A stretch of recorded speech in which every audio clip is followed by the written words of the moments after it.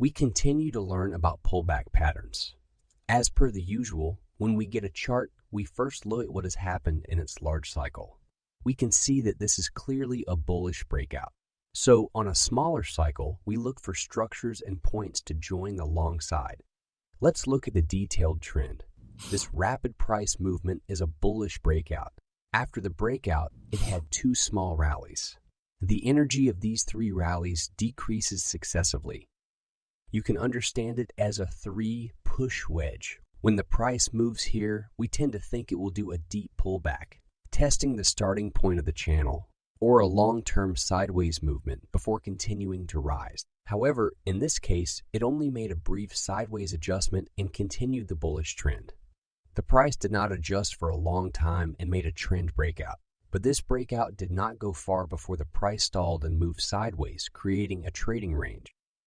We can see that the rally after the second pullback, compared with the previous trend energy, has weakened a lot. Here, we tend to think it has a deep pullback, and this deep pullback is our opportunity to join the long side. Some may ask, it made a sideways movement here, a small trading range. So can I trade its long position and go long on the upward breakout? Logically, you can, but in my personal trading style, I do not participate in such trades.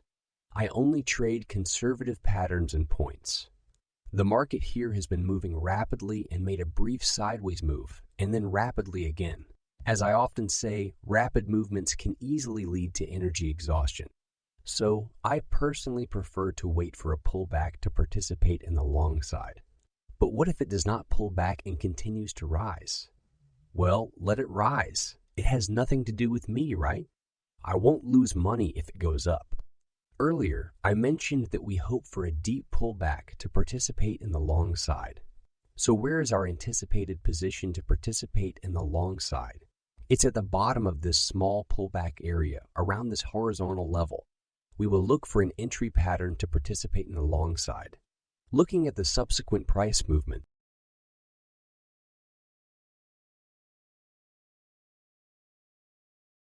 we can see that the price did not encounter much resistance and reach the position we anticipated for going long. Now, all we have to do is wait for the entry signal and we can participate in the long side. Personally, I prefer to wait for a strong single candlestick reversal or a second breakout entry pattern to go long. However, one thing to note here, since the price fell here and we can see that it did not encounter much resistance, it's a relatively strong bearish drop.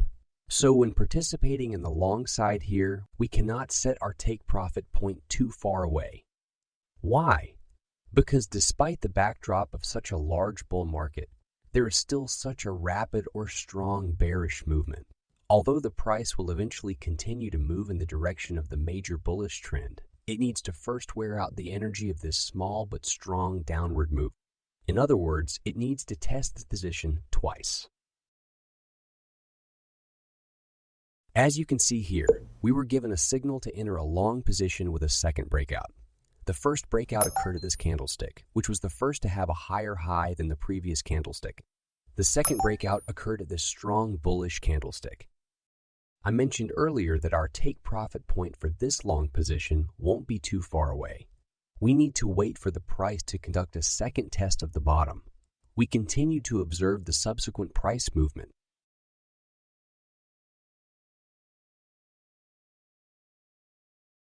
We can see that the rise starting from the entry signal consists of many overlapping candlesticks.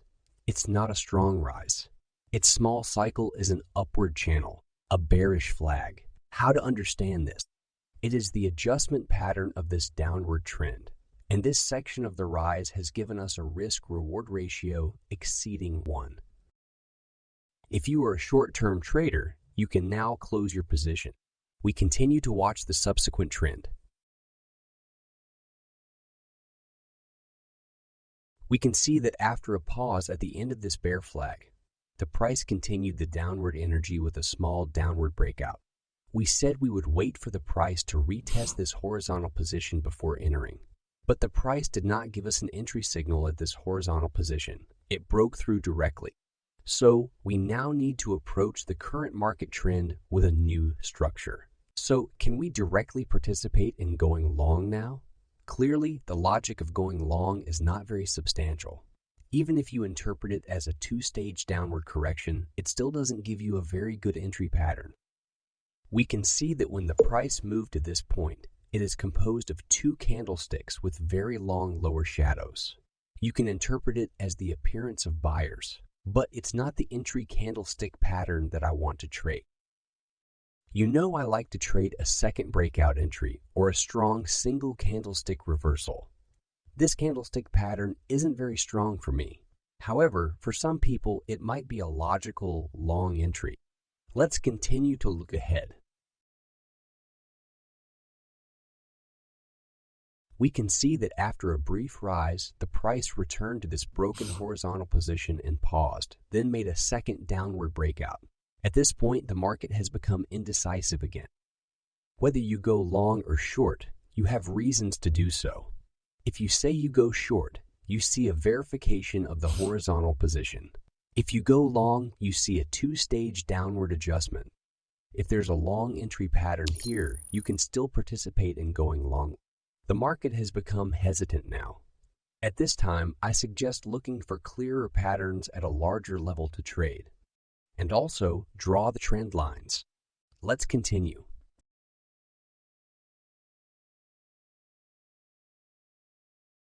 Here we know a potential wedge pattern may be about to form. At this point, we should pay attention to the breakout of the previous stage level. When trading breakouts personally, I don't like to trade breakouts from a sloping trend line because it's easy to form false breakout. I prefer to see breakouts at the horizontal level. However, for some friends, breaking through the trend line is their entry point. Let's suppose you enter the market when the trend line breaks. You would set your stop loss here with your first take profit point here and the second take profit point here.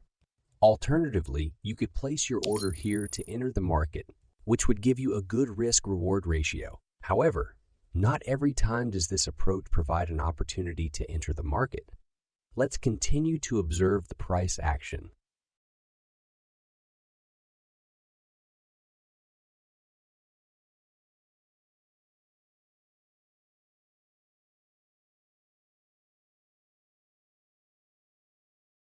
Let's remove the trend lines for now. It looks too cluttered. After the rise from the wedge bottom, the price carried out a two-stage rise without breaking this stage level. Looking at it now, what we initially thought was a three-stage wedge might now lean more towards a trading range. The state of the market changes in an instant, and one pattern failing could result in another one forming. We should scrutinize the market in the light of the new pattern and never compete with the market. Let's continue to observe the price action.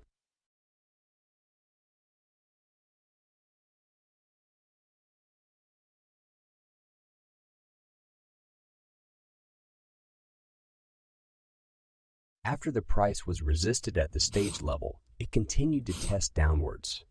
This test did not fall below the previous stage low. When the market gets to this point, for those looking to go long, we can start watching for a breakout of the range boundary.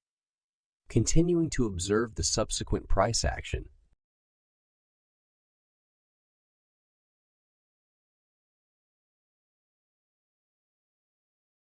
we can see that the price tested the range pressure line for the third time without breaking through. Here, it actually gives a reason to go short. We can see that the first push of the price and the second push was only slightly higher than the first one. It's a false breakout, and it was also resisted at the upper line of the range. So here, you have a reason to go short. However, since this part of the video is about pullbacks, we are still subjectively waiting for an opportunity to go long. We are waiting for a clear signal of breaking up this range to participate in going long because the overall trend is still bullish. We are now waiting for a pullback in the trend and for this range to break upwards. Looking at this long bullish candlestick, it made a strong breakout of the range. I often say, personally, I don't like to trade rapid breakouts within a range. Such rapid movements can easily lead to exhaustion of momentum. I hope the breakout I trade is when the price has a small horizontal plate at the top of the range with short overlapping candlesticks. This is a state of pressure accumulation before a breakout. If it has this state of pressure accumulation and then breaks upwards, it's very easy to form a real breakout. But if a big bullish candlestick directly breaks through the range boundary, it can easily lead to exhaustion of energy. This kind of energy exhaustion can easily lead to a false breakout. Also, regarding the setting of stop-loss points, suppose you enter the market during a breakout. Then you need to place your stop-loss point below the stage point. Your risk-reward ratio would be severely squeezed because your entry form isn't ideal and your stop-loss is too far. If your stop-loss is too far, your risk-reward ratio will be squeezed. We see that after the long bullish breakout candlestick, there followed a relatively long bearish candlestick. This bearish candlestick also basically closed above this range, which is a signal of breakout pause. At this point, we wait. Let's look at how the subsequent candlesticks moved.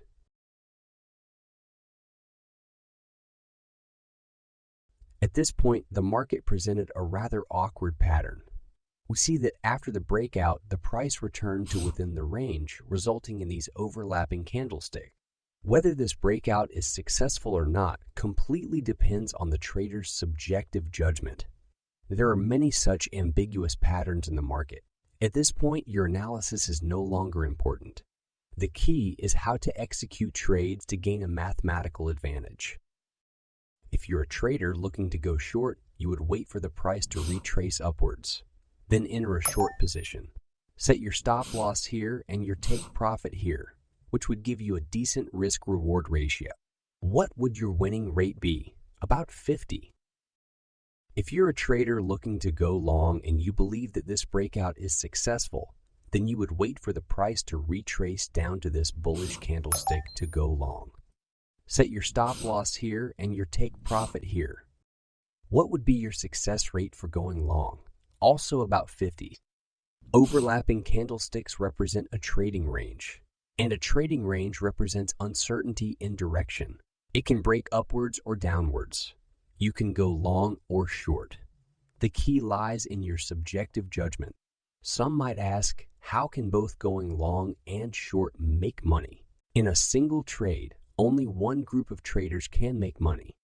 But in the long run, as long as each trade has an advantage in terms of winning rate and risk-reward ratio, and each trade has a positive expected value, then in the long run, it is profitable.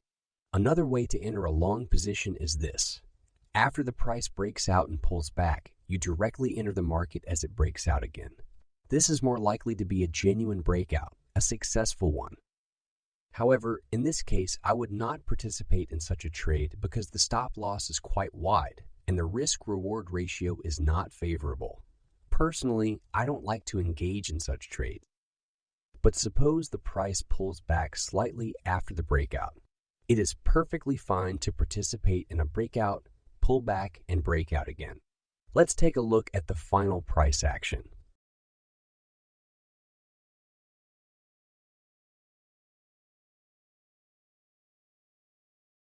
The price continued the bullish trend. Well, that's the end of this lesson on the pullback pattern. I suggest you review and summarize the whole process of this pullback, the logic behind our several long positions. I believe it will be greatly helpful for your future trading once you master it. And as you can see, the way we view the market is constantly changing. That's inevitable because the market itself is always changing. In hindsight, we can clearly see each fluctuation in the market. However, in live trading, it is impossible to know how the market will move. Any pattern could fail, and when it does, it forms a new pattern. We have to base our analysis on real-time price changes and adjust our trading strategies accordingly. What seems like a reliable pattern now may be negated by the market after just 5 or 10 candlesticks, becoming a new structure or pattern. You must instantly reanalyze and make decisions, changing your trading plan.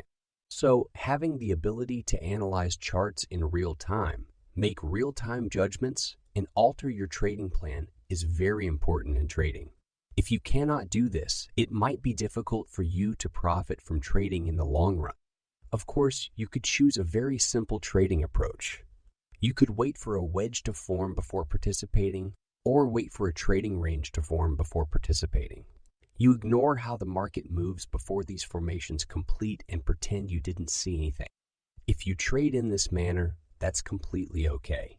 The only issue is that your trading opportunities will be very few. But there's no problem with that as long as you can accept the fact that there will be fewer trading opportunities. The reason why I speak in such detail is because I hope everyone can delve deep into learning, understanding, and feeling more about trading. It's always beneficial and never harmful to your trading. Okay, that concludes today's video. And if you like this content, please like, comment, and subscribe so you won't miss out, and I'll see you in the next video.